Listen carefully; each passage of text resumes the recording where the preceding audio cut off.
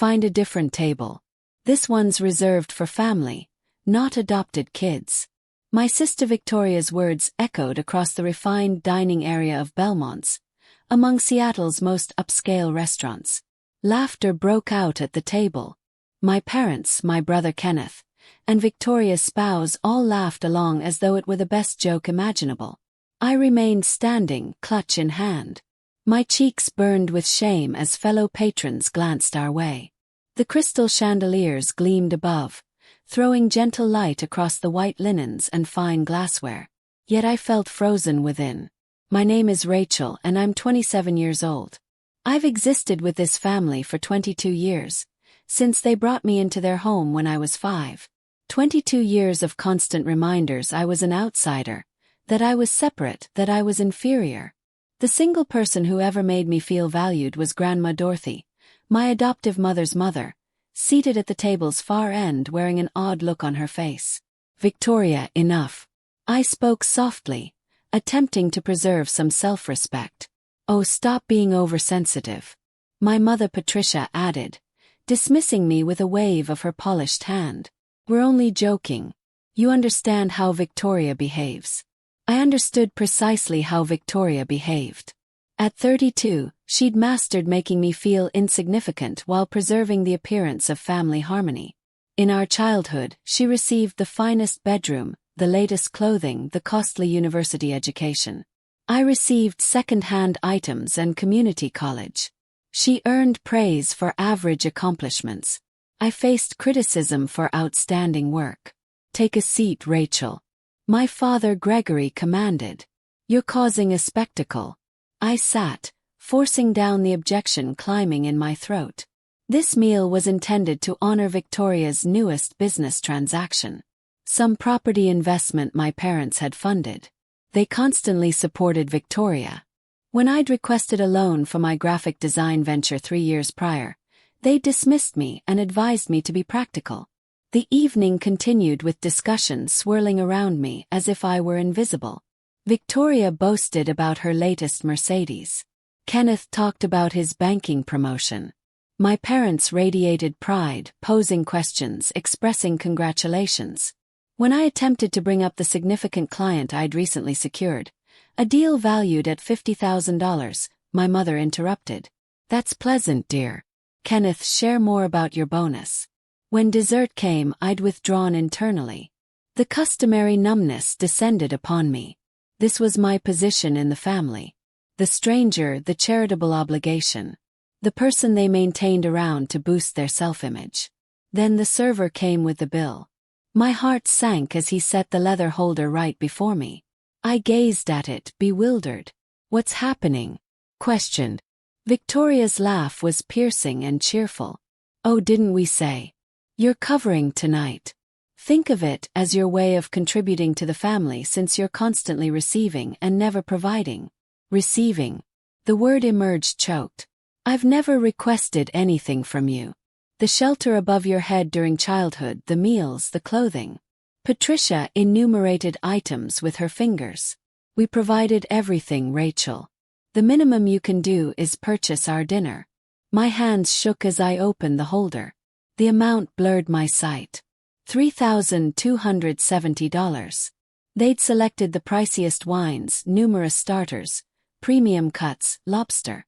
Kenneth had requested 3 desserts simply because he wanted them.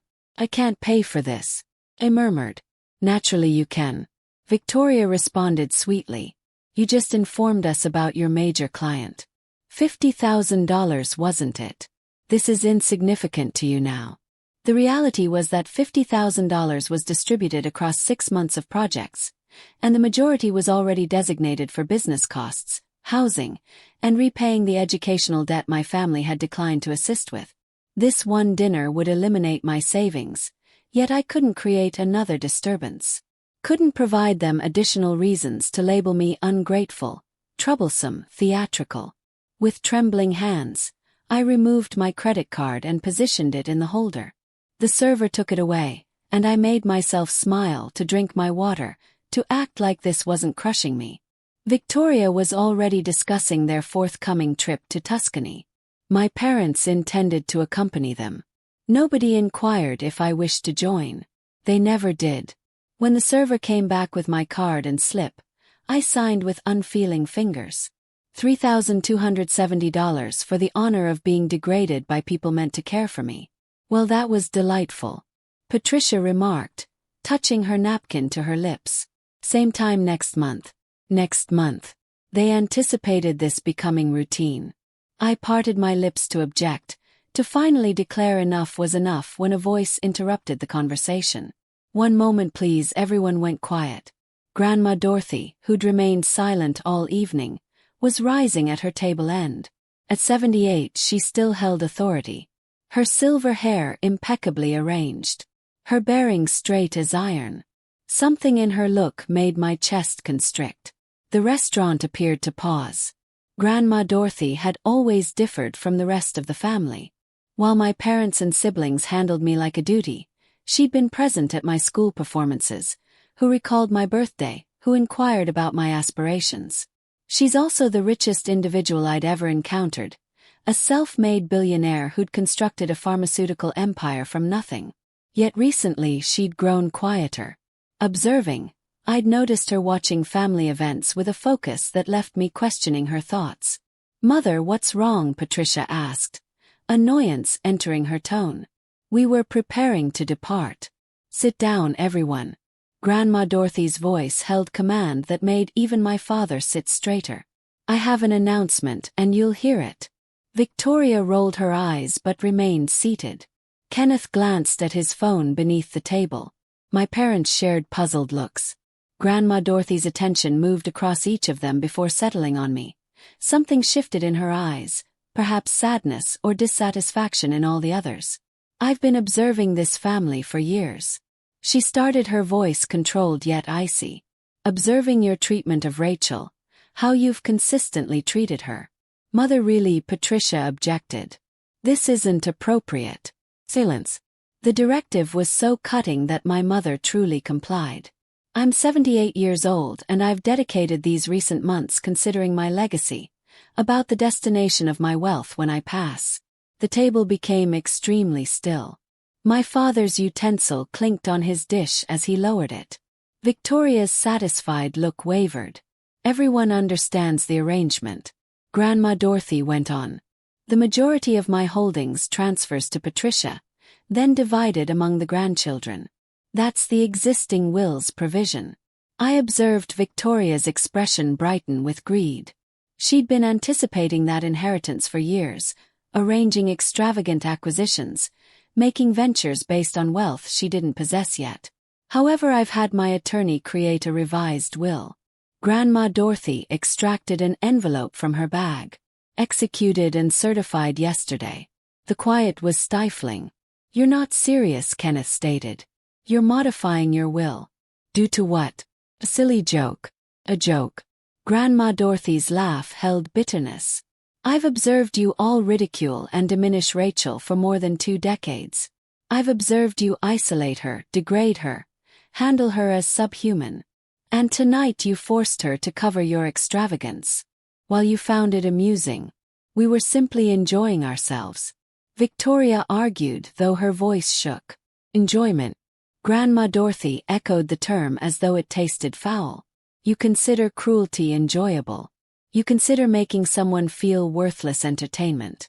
My pulse was racing so intensely I thought everyone heard it.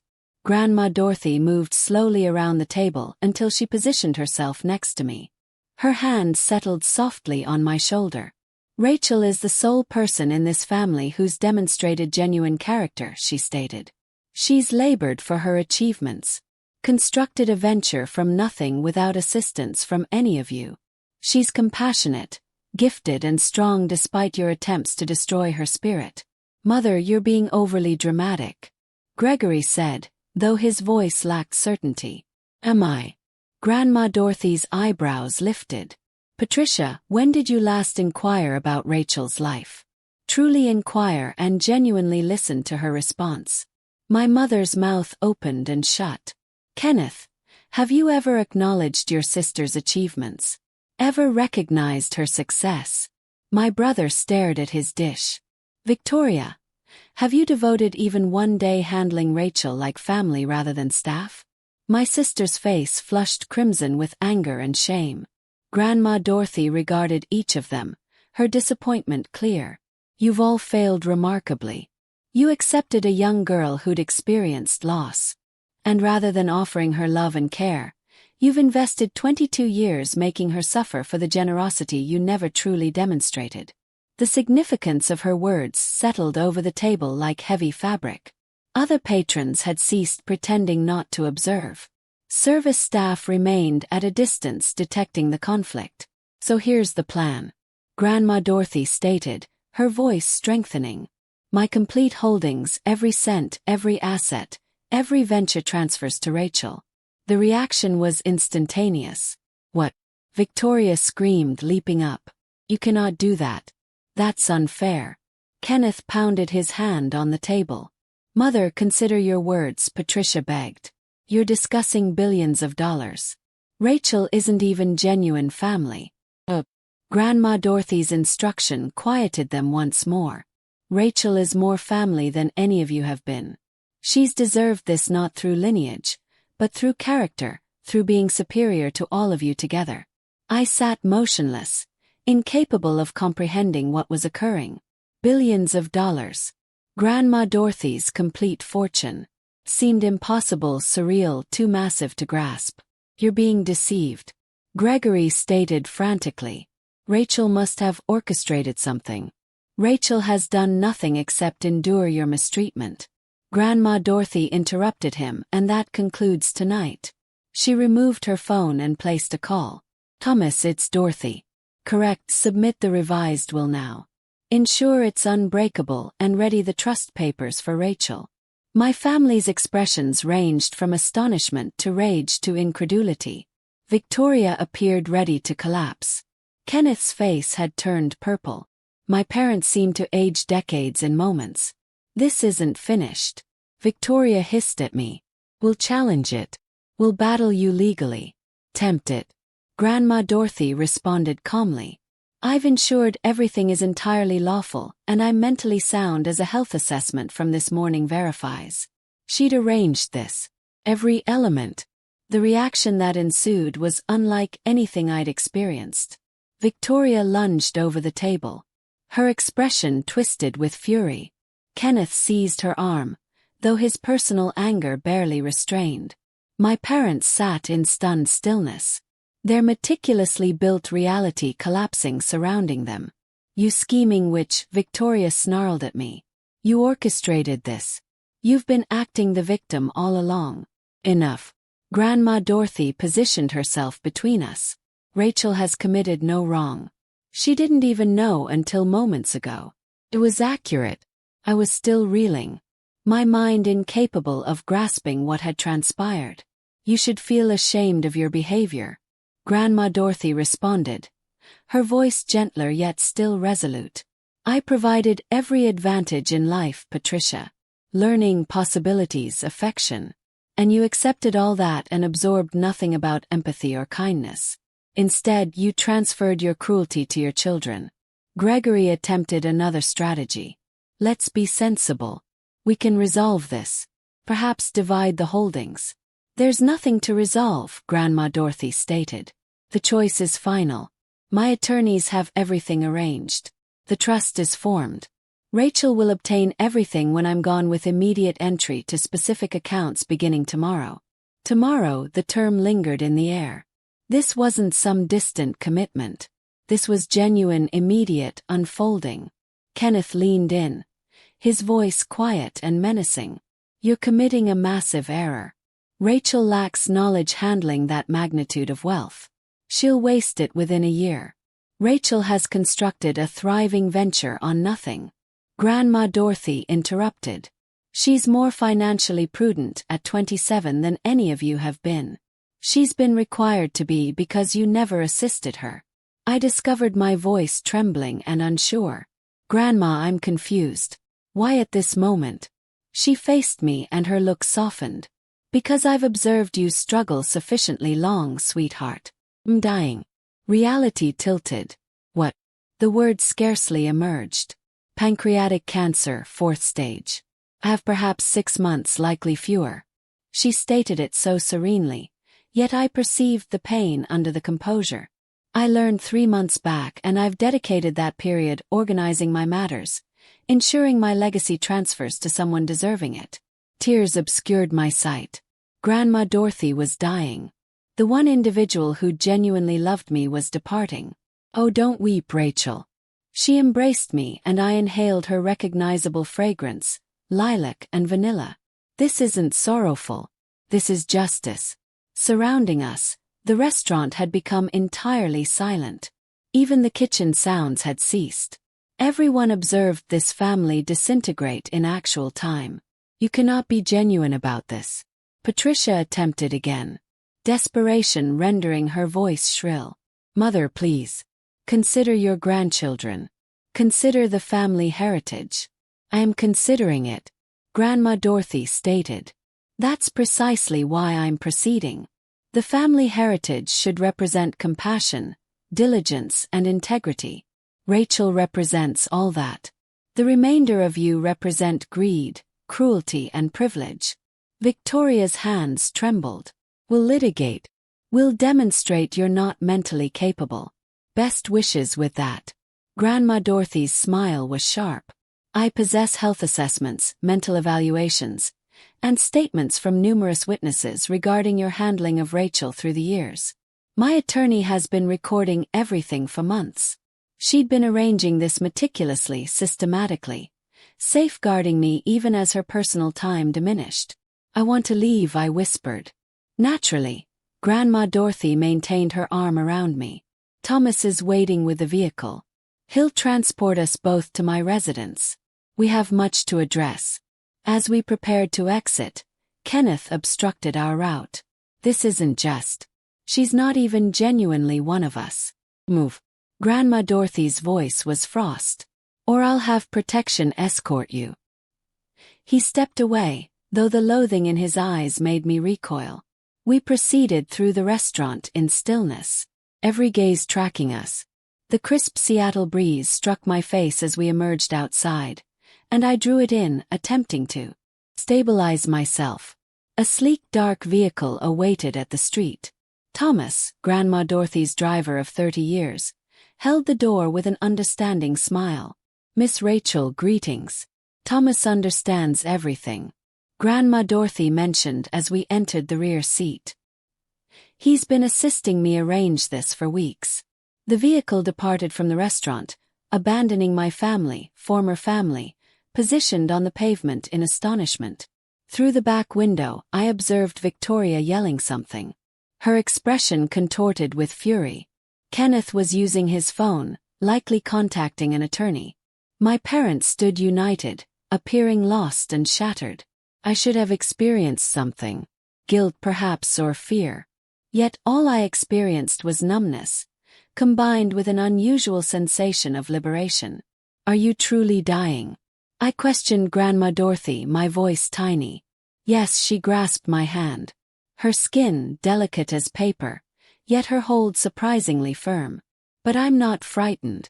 I've existed a complete life, Rachel. Constructed an empire, nurtured a family, created my impact.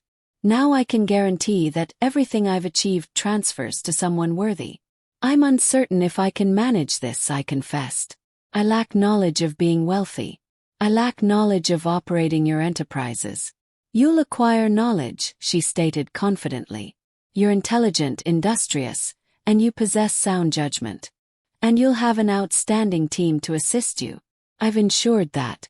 The city illumination passed by the window as we traveled toward her property in Madison Park. What occurs now? Now. Grandma Dorothy pressed my hand. Now we ready you for your new existence. And we guarantee absolutely that your family can never harm you again. The following morning, I awakened in one of Grandma Dorothy's guest chambers, briefly confused by the silk linens and the perspective of Lake Washington through ceiling-high windows. Then the recollections returned. The restaurant, the bill, the declaration, everything. My phone had been vibrating constantly since I'd reactivated it. 43 missed communications from Victoria. 27 from my mother. 16 from Kenneth. Numerous messages ranging from begging to threatening. I examined them with unusual detachment. You're being self-centered. Consider the family. Patricia, I'll ruin you legally. You won't receive a cent. Victoria, we must talk. This can remain fixable. Gregory, grandma's obviously not reasoning properly. Assist us getting her assessed. Kenneth, I placed the phone aside and approached the window. Grandma Dorothy's property extended across 3 acres of valuable Seattle land. The morning sunlight sparkled off the lake. Sailboats already speckling the water. This belonged to me now. Or would shortly. A gentle tap disrupted my thoughts. Miss Rachel. Morning meal is prepared and Miss Dorothy requests to meet you in the study. I located Grandma Dorothy positioned behind a massive mahogany desk, appearing remarkably energetic despite yesterday's disclosure about her condition. Thomas remained close, and a refined-appearing gentleman in a costly suit sat opposite her. Rachel, this is Walter, my attorney. Grandma Dorothy stated, we must review certain matters. Walter rose, shaking my hand with a solid grip. Miss Rachel, it's an honor. Your grandmother has expressed very positively of you. I sat feeling like I existed in a dream. Walter opened a leather case and started clarifying the details of the trust, the enterprises, the ventures. Figures that appeared impossible floated before my eyes. 3 billion in accessible assets. 5 billion in property and ventures. Holdings in pharmaceutical enterprises, property developments, technology startups. The immediate entry accounts begin today. Walter clarified, $5 million for your individual use while the trust is being completed. Your grandmother intended to guarantee you had resources immediately. $5 million. For immediate use. I felt lightheaded. There's additional information. Grandma Dorothy stated, her eyes keen. Your family will attempt to challenge this. They'll assert improper pressure, reduced capability, whatever they can conceive. We must be ready. What can they truly accomplish? I inquired. Walter leaned in. Legally not significant. Miss Dorothy possesses records demonstrating her capable mind, including assessments from 3 distinct physicians. The will is unassailable. Nevertheless, they can complicate the procedure, extend it through courts, generate adverse attention. Allow them to attempt. Grandma Dorothy stated resolutely. I've been recording their handling of Rachel for years. Every harsh remark, every exclusion, every occurrence of financial mistreatment. If they desire a court confrontation, I'll overwhelm them with proof. My phone vibrated again. Victoria, I muted it. There's another matter you must understand. Grandma Dorothy stated, and something in her manner made me anxious. Your adoption wasn't entirely what you believe it was. The room appeared to tilt. What's your meaning? She retrieved a folder from her desk compartment, sliding it toward me. When Patricia and Gregory adopted you, they obtained a considerable amount of wealth. $750,000 to be precise. It was intended to address your care, education, everything you'd require maturing. I gazed at the papers in the folder. Banking documents, transfer documentation. They accepted wealth for adopting me. From a trust formed by your birth parents, Grandma Dorothy verified. They perished in a vehicle accident when you were 5. They'd created a trust to guarantee you were maintained. Patricia and Gregory were authorized as adoptive parents and provided entry to those resources. My hands trembled as I examined the documents. $750,000.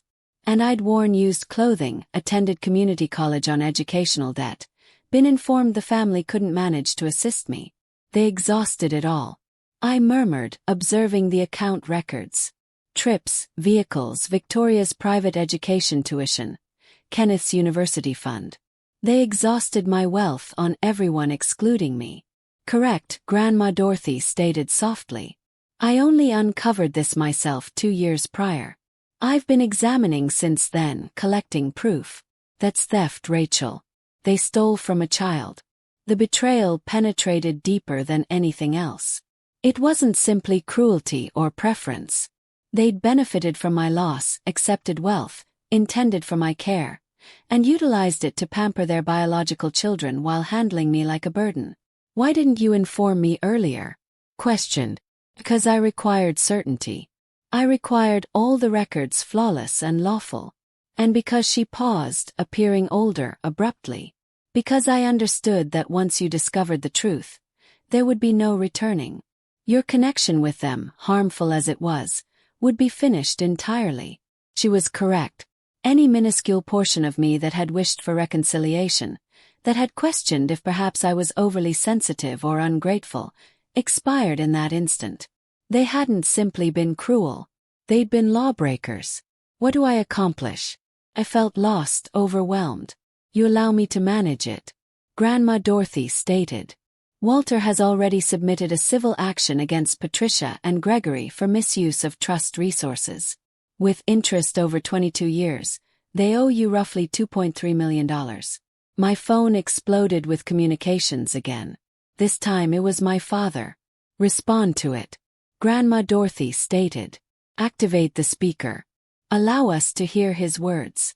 With trembling hands, I accepted the communication. Rachel, Gregory's voice, was frantic. Rachel, please, we must talk. Your grandmother isn't reasoning clearly. She appears entirely clear to me, I stated. My voice steadier than I experienced. This is absurd. You can't genuinely believe you merit her complete fortune. You've been with us for 22 years, and abruptly you betray us. The instant wealth is present. The instant wealth is present, I repeated. You mean like the $750,000 you accepted for adopting me? The wealth you exhausted on everyone excluding me? Stillness. Then, I'm uncertain what falsehood she's been expressing to you.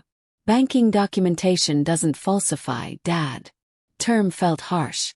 Walter possesses all the records. You stole from me. You both accomplished. Patricia's voice emerged through the phone, piercing with alarm. That wealth was for nurturing you, for sheltering you, providing for you. You provided me used items and made me finance my own path through university, I stated. Meanwhile, Victoria received designer clothing and a complete scholarship to a private university. Kenneth received a fresh vehicle at 16. I received nothing. You're being ungrateful, Gregory attempted. We provided you a shelter. You provided me a confinement, I stated. The words felt powerful, freeing. You made me feel insignificant every individual day. And you accomplished it while exhausting wealth that was intended for me. We'll battle this, Patricia threatened. We'll bring you to court. Please proceed, Grandma Dorothy interrupted. I'd appreciate observing you clarify the financial documentation to a magistrate. Clarify how you accepted wealth intended for a mourning 5-year-old and exhausted it on extravagant trips. The communication concluded suddenly. They'd disconnected, likely to contact their personal attorney. I experienced Walter's hand on my shoulder. Miss Rachel, I understand this is overwhelming, yet you must comprehend. You possess all the advantages here. They possess no lawful foundation to maintain. They'll attempt regardless, I stated. Naturally they will. Grandma Dorothy concurred. Yet they'll fail. And when they accomplish, you'll never require observing them again. 3 days subsequent, the account reached the media. Somehow, and I suspected Victoria was responsible, the details of Grandma Dorothy's will modification had escaped to the journalists. Billionaire removes inheritance from family for adopted granddaughter, proclaimed the headlines. My phone wouldn't cease ringing with journalists desiring declarations. I'd relocated into Grandma Dorothy's property temporarily, incapable of confronting my apartment where my family understood the location. Thomas had collected my possessions, and I was existing in an unusual sphere of extravagance and disorder. The public reaction was separated. Some applauded Grandma Dorothy for compensating character over lineage. Others labeled me a scheming fortune seeker, who'd attracted an elderly woman for her wealth. The remark areas were harsh. She must have been intimate with the old woman's attorney or something. Fortune seeker warning. This girl understood precisely her actions. Commendable for Dorothy. Family isn't lineage. It's your treatment of individuals. That adopted girl will exhaust billions in a year. Observe. I attempted to disregard it, yet the words penetrated beneath my skin. Was I incorrect to receive this? Should I have declined Grandma Dorothy's present? Cease reading those, Grandma Dorothy stated, discovering me hunched over my laptop in the library. She appeared frilier than she had days prior, the cancer obviously advancing. Individuals will constantly possess opinions. Allow them to speak. They're labeling me terrible matters, I stated. They labeled me terrible matters when I constructed my initial enterprise. She responded, positioning into the chair next to me. Stated I was excessively aggressive, excessively masculine, excessively ambitious. A woman couldn't possibly succeed in pharmaceuticals. I demonstrated them incorrect. She grasped my hand, her hold weaker presently. You'll demonstrate them incorrect too, Rachel. Not by defending yourself, yet by being precisely who you are. Compassionate, industrious, principled. That afternoon, Walter arrived with information. Patricia and Gregory have formally submitted to challenge the will. They're asserting reduced capability and improper pressure. Allow me to observe, Grandma Dorothy stated.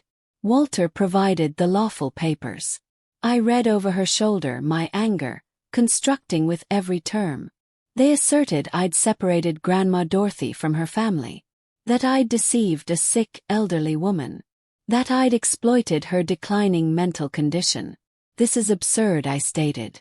I didn't even understand about the cancer until that evening. We possess proof demonstrating otherwise, Walter assured me. Including statement from medical personnel, acquaintances, business colleagues. They're grasping at possibilities. Yet something in Walter's look made me anxious. What aren't you expressing to me? He shared a look with Grandma Dorothy. Victoria has employed a private examiner. They're investigating your history, seeking anything they can utilize against you. My stomach descended. There's nothing to discover. We understand that, Grandma Dorothy stated. Yet they'll attempt to fabricate something.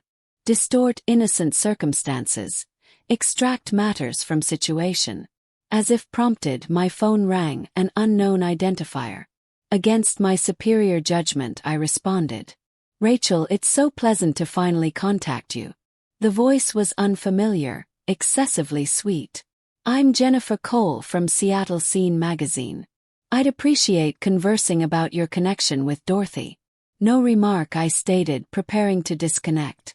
Wait, I simply possess a few inquiries about the accusations. What accusations? About your venture. There are inquiries about where you obtained your initial funding. Some individuals are proposing Dorothy financed it years prior. That you've been arranging this acquisition for a lengthy period. My blood froze. That's not accurate. I constructed my venture with my personal wealth. Can you demonstrate that? Do you possess records? I disconnected, my hands trembling. They're attempting to fabricate a narrative. Walter stated grimly. That you've been preparing Dorothy for years. That everything you've achieved was truly her wealth. Yet it wasn't. I possess loan papers, business documentation. We understand, Grandma Dorothy soothed. And will demonstrate it. Yet Rachel, you must ready yourself. This will deteriorate before it improves. She was correct. By evening, social media was saturated with theories. Anonymous accounts, likely my family, were distributing rumors. That I'd failed from community college. I'd graduated with distinctions. That my venture was failing. It was prospering. That I'd possessed multiple affairs with wealthy older gentlemen. I'd barely dated in years. The harshest rumor was that I'd somehow triggered my birth parents' death to access their trust fund. I was 5 years old when they perished. Yet facts didn't matter to internet antagonists. I closed my laptop, experiencing sick. Miss Rachel. Thomas materialized at the library entrance. There are journalists at the entrance. Quite numerous of them. I proceeded to the window overlooking the front of the property. News vehicles line the street. Cameras directed at the residence. My private existence was presently public spectacle. This is their desire, I stated softly. They desire me to fracture to accomplish something that makes me appear poor. Then don't provide. them the gratification, Grandma Dorothy stated. She appeared exhausted, yet her eyes were still intense. We battle this the proper way, with truth, with proof, with dignity. That evening I couldn't rest. I maintained replaying moments from my childhood. Patricia expressing I was fortunate they'd accepted me. Victoria laughing when I didn't receive invitation to her birthday event. Kenneth pushing me into the pool at a family occasion while everyone laughed. Every moment of exclusion, every casual cruelty, all constructing to this moment. Around 2 a.m, my phone vibrated with a message from an unknown identifier. "You're going to regret this. We'll destroy you." Victoria threatening me from a disposable phone. I captured it and transmitted it to Walter. Proof. Grandma Dorothy had instructed me well. The following morning brought a fresh development. Kenneth appeared at the property, somehow convincing his way past protection. I discovered him in the entrance hall debating with Thomas. "I must observe Rachel." He was expressing, "Please, it's significant." "It's acceptable, Thomas," I stated, though my heart was racing. "I'll converse with him." Kenneth appeared terrible, ungroomed, his clothing creased, dark circles beneath his eyes. Nothing like the refined banker I'd matured with. "Rachel, please," he stated. "We must repair this. The family is disintegrating." "The family disintegrated a lengthy period prior," I stated. "You're simply noticing presently because wealth's present. That's not just. I understand we weren't constantly. I understand we could have been superior to you. Yet this." He motioned around the property. "Eliminating us entirely. That's excessive. Excessive." My voice elevated despite my attempt to remain calm. "Kenneth, you pushed me into a pool when I was 12 and I nearly perished because I didn't understand how to swim. Nobody instructed me because swimming instruction was for genuine family. Victoria informed everyone at school I was adopted because my genuine parents didn't desire me. Mom overlooked my birthday 3 years consecutively. Dad expressed I should be grateful for fragments. And you all exhausted $750,000 that was intended for me while I labored 3 positions to finance community college." Kenneth's face went pale. "I didn't understand about that wealth." "Promise. You didn't understand because you never inquired. None of you ever inquired about me, about my existence, about whether I was acceptable." The words flowed out. Years of pain finally discovering voice. "You desire to repair the family. There's nothing to repair. It was fractured from the beginning. Rachel, please depart." My voice was controlled presently. Frozen. "Depart this residence and don't return." "You're committing an error," Kenneth stated. Yet there was no certainty in it. "When grandma's departed, you'll possess no one." I already possessed no one. I stated, "At minimum presently I'll possess resources to construct an actual existence." Thomas accompanied Kenneth out. Through the window, I observed my brother proceed to his vehicle. Shoulders drooped. For a moment, just a moment, I experienced a sensation of something. Not entirely guilt, yet a sorrowful acknowledgement of what could have existed if they'd selected differently. That afternoon, Walter contacted an emergency gathering. His look was severe. "Victoria's lawful team has discovered something," he stated. "Or rather, they assert to have discovered something. They're accusing that you falsified papers related to your venture, specifically agreements with clients. They're attempting to portray you as dishonest, someone capable of deceiving Dorothy." "That's absurd," I stated. "All my agreements are legitimate." "We understand that. Yet they're submitting a motion to postpone the will proceedings pending an examination. It's a delay strategy, yet it could function." Grandma Dorothy's hand struck on the desk, startling us both. Despite her weakness, anger provided her strength. "Absolutely not. Walter, submit an emergency motion to accelerate. I desire this resolved before." She didn't complete the sentence. "Before she perished." "Dorothy, you should rest." Walter started. "I'll rest when this is accomplished," she snapped. "My granddaughter is being attacked by scavengers disguising as family. We conclude this presently." Walter nodded and removed his phone, stepping away to place communications. Grandma Dorothy faced me, her eyes intense despite the exhaustion apparent in her face.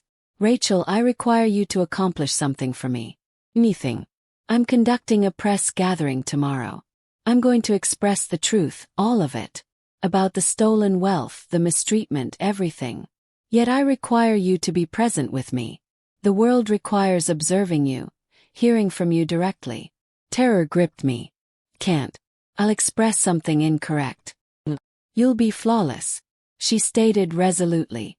Because you'll express the truth. That's all you require to accomplish. That evening I barely rested again. I maintained practicing what I might express, then abandoning it. How do you condense 22 years of pain in a few minutes? How do you make strangers comprehend? The press gathering was arranged for 2 in the afternoon at Grandma Dorothy's downtown office. When Thomas drove us there, the media presence was overwhelming. Cameras everywhere, journalists yelling inquiries, a crowd of spectators recording everything on their phones. Walter had ready a declaration, yet when I regarded Grandma Dorothy, truly regarded her, I observed how much this was requiring her. She was dying, utilizing her final reserves of strength to battle for me. The gathering chamber was filled. Cameras operating, lights bright, the air thick with anticipation. Grandma Dorothy sat next to me at a lengthy table, Walter on her opposite side. She appeared small yet unbreakable. Appreciation for coming. She started, her voice surprisingly strong. I'm present to address the rumors and accusations surrounding my will and my granddaughter Rachel. She presented it all out, the records of mistreatment, the stolen trust fund wealth, years of emotional and financial manipulation. She displayed banking documentation, medical assessments demonstrating her capable mind, statement from witnesses. It was systematic, devastating, irrefutable. Some have proposed Rachel deceived me, Grandma Dorothy stated, her attention sweeping the chamber. The truth is the reverse. My biological family deceived her. They accepted a mourning 5-year-old child and utilized her as a target for their personal inadequacies. They stole from her, diminished her, and made her feel insignificant. Despite all of that, Rachel constructed an existence, a thriving venture. She became compassionate, caring, industrious, everything they are not. Then she motioned to me. Rachel would appreciate to express a few statements. My mouth went parched. Every eye in the chamber was on me. I could observe the judgment, the curiosity, the skepticism. Cleared my throat. I'm uncertain what to express that my grandmother hasn't already expressed. I never desired this attention. I never desired to be wealthy or famous or engaged in lawful confrontations. My voice steadied as I proceeded. I just desired a family that cared for me. I desired parents who concerned themselves if I was acceptable. Siblings who honored my successes rather than ridiculing them. I desired to belong somewhere. I regarded directly at the cameras. I understand some of you believe I'm a fortune seeker. That I deceived a dying woman for wealth. Yet I didn't even understand about the inheritance until that evening at the restaurant. I didn't understand my grandmother was sick. I didn't understand about the stolen trust fund wealth. All I understood was that once more, my family was degrading me and demanding I finance the honor. Tears threatened, yet I pushed through. My grandmother is providing me her fortune because she believes in who I am. Not because I requested it. And I'm going to respect that trust by being precisely who she observes. Someone who constructs things assists individuals and declines to be cruel simply because it's easier. The inquiries came rapid and intense after that. Journalists yelling, cameras flashing. Yet Walter handled them expertly, and Grandma Dorothy sat next to me, her hand discovering mine beneath the table. As we were concluding, Victoria exploded through the entrances. Protection moved to halt her, yet she was already yelling. This is all falsehoods. She's manipulated you all. Victoria's cosmetics was smeared. Her designer dress creased. She appeared unstable. I'm the genuine victim here. That adopted brat has stolen my inheritance. The cameras pivoted to her, capturing every second of her breakdown. Ms. Victoria, a journalist, called out, "What about the accusations that your parents stole trust fund wealth intended for Rachel? That wealth was ours. We deserved it by nurturing her ungrateful rear. You deserved $750,000 for handling a child like Refuse." Another journalist inquired. Victoria recognized her error too late. The cameras had captured everything: her confession, her fury, her complete absence of remorse. "Remove her from here," Walter stated to protection. As Victoria was accompanied out, still screaming threats, I observed the journalists frantically typing on their phones. The narrative had just shifted. Victoria had provided them the villain they required. And it wasn't me. Grandma Dorothy pressed my hand. "Well," she stated softly, "I don't believe we could have arranged that, Superior, if we attempted." Despite everything, I almost smiled. Victoria had destroyed herself, and she'd accomplished it on camera for the world to observe. The video of Victoria's breakdown went viral within hours. By evening, it had been viewed over 10 million times. News outlets played it on cycle, dissecting every term, every unstable expression. Social media exploded with commentary. Did she truly just confess they accepted wealth for nurturing an adopted child? This family is harmful. Rachel deserves everything. Victoria just destroyed her personal case in under 60 seconds. Brilliant. That expression on her face when she recognized what she expressed, priceless. The public opinion shifted overnight. What had been a separated discussion became a landslide of support for me and condemnation for my family. Memes distributed. Commentary videos analyzed the circumstances. Legal specialists weighed in, all agreeing that Victoria's confession had essentially torpedoed any chance of challenging the will. I observed it all from Grandma Dorothy's study, still processing. Walter sat opposite me, appearing pleased. "Their lawful case just collapsed," he stated. "Victoria's confession that they deserved the trust fund wealth by nurturing you is essentially a confession to misuse of resources. Combined with the records we already possess, they possess no foundation to maintain." "What occurs presently?" I inquired. "Presently, their attorneys will attempt to accomplish damage control, yet it's too late. The court hearing is in 3 days. I'd be astonished if the magistrate doesn't rule in our favor immediately." He paused. "There's also the criminal aspect. The district attorney's office has contacted. They're considering fraud accusations against Patricia and Gregory." Criminal accusations. My parents could attend prison. Grandma Dorothy entered the study, moving slowly with Thomas supporting her arm. She declined rapidly since the press gathering, the effort having exhausted her reserves, yet her eyes were still keen. "Don't appear so concerned," she stated, positioning into her chair. "They made their selections. Presently they confront the consequences. They're still my parents," I stated softly, "or they were supposed to be." "They were never your parents," Grandma Dorothy stated resolutely. "Parents safeguard their children, care for them, support them. What Patricia and Gregory accomplished was exploitation. Pure and simple." My phone vibrated. Another message, yet this one made my blood freeze. "I understand where you reside presently. This isn't finished." I displayed it to Walter, who immediately placed a call. "I'm obtaining a restraining order submitted today and increasing protection at the property." "She's frantic," Grandma Dorothy observed. "Frantic individuals accomplish dangerous matters." She was correct. Over the following 2 days, Victoria's behavior became increasingly erratic. She appeared at my previous apartment structure, screaming at tenants. She posted lengthy rambling rants on social media, each one more unstable than the previous.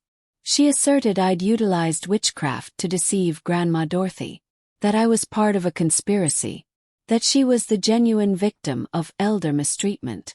Each post only made matters worse for her. The public observed her self-destruct in actual time, and any sympathy that might have existed evaporated.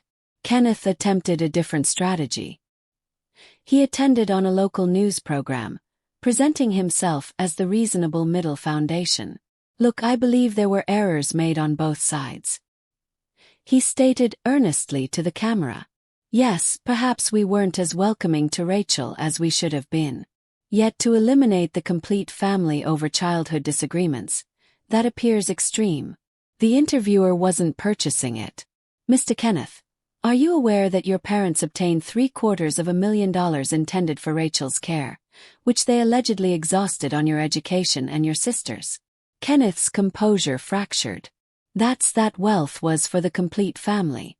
Rachel benefited from it too.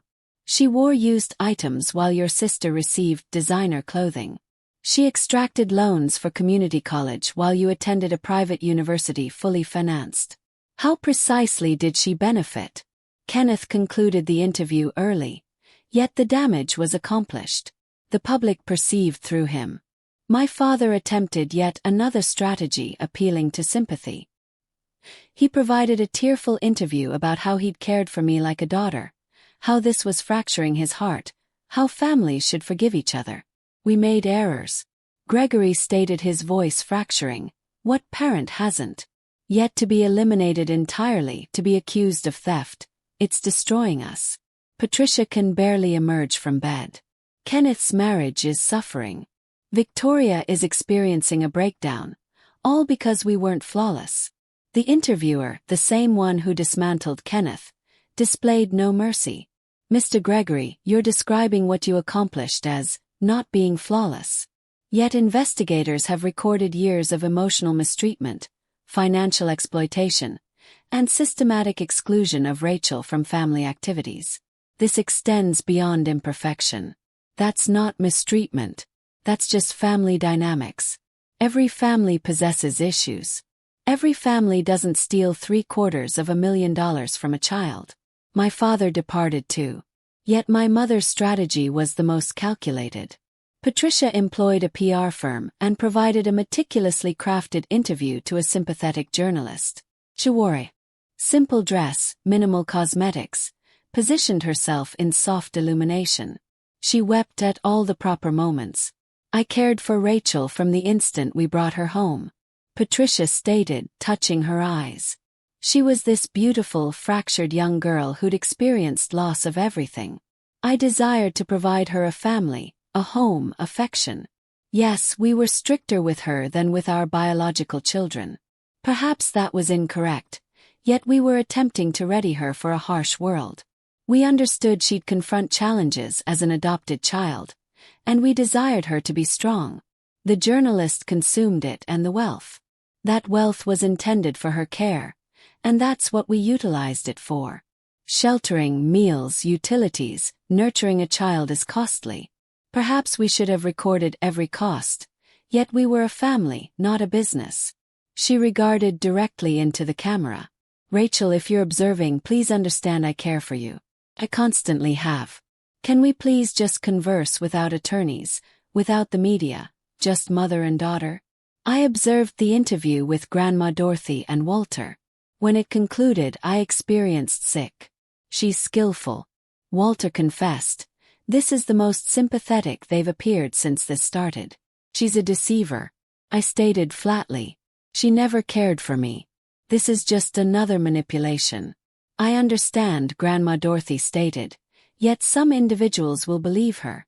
The inquiry is, do you care? Did I? I considered it a week prior. I might have cared frantically. I'd have desired everyone to understand the truth, to observe Patricia for what she truly was.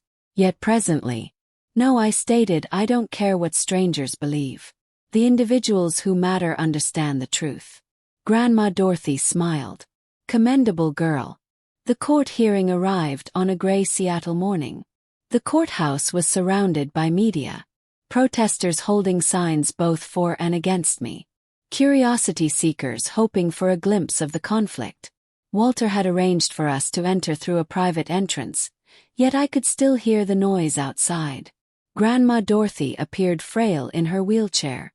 We'd finally persuaded her to utilize one, yet her spine was steel straight. I held her hand as we entered the courtroom. My family was already present. Patricia, Gregory, Kenneth, and Victoria sat at the defendant's table with their team of attorneys. Patricia had maintained the soft, sympathetic appearance from her interview. Gregory appeared tired and defeated. Kenneth wouldn't meet my eyes. Yet Victoria stared at me with pure loathing.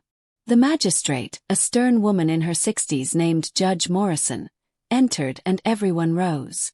This is a hearing regarding the will of Dorothy Hayes and the challenge submitted by Patricia Hayes and family. Judge Morrison started. I've reviewed the records submitted by both parties. Counsel, your opening declarations. The family's attorney went first, a slick gentleman named Robert, who argued that Grandma Dorothy had been improperly pressured, that her illness had impaired her judgment, that the will should be set aside in favor of the previous version.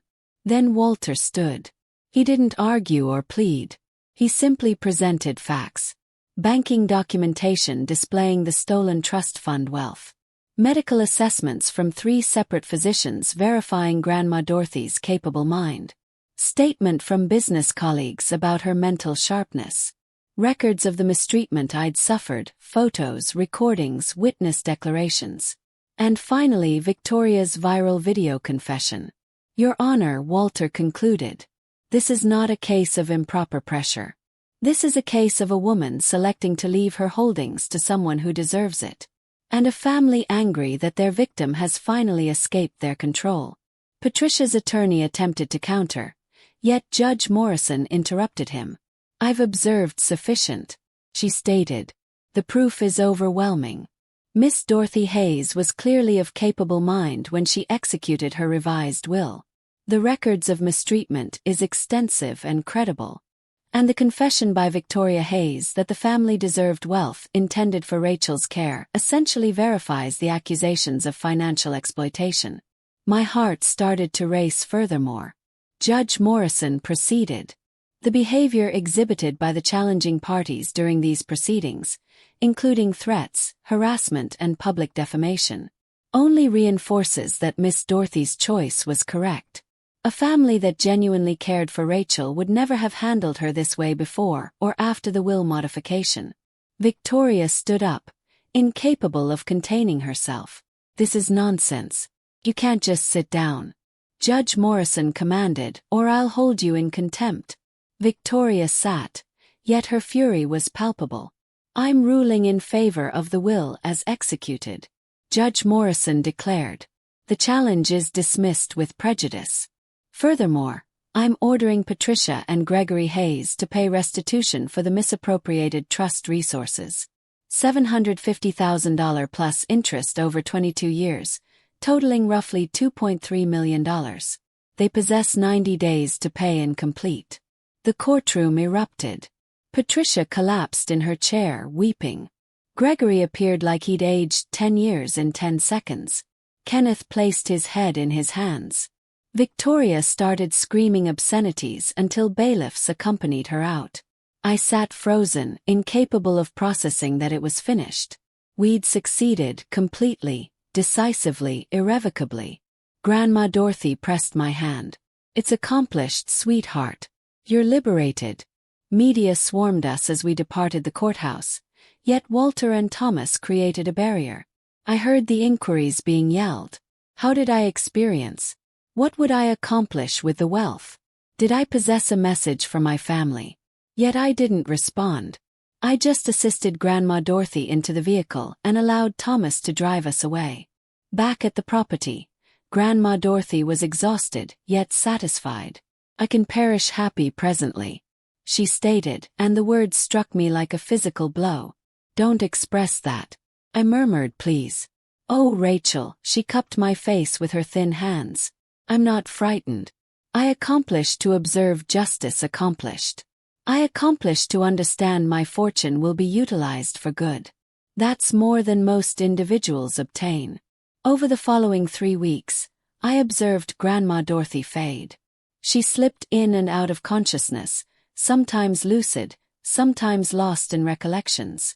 I remained by her side, holding her hand, expressing to her about my plans for the foundation I desired to start, something to assist adopted children who were being mistreated or exploited. That's flawless, she murmured during one of her clearer moments. Assist others like you fracture the cycle. I will. Promise. I'll make you proud.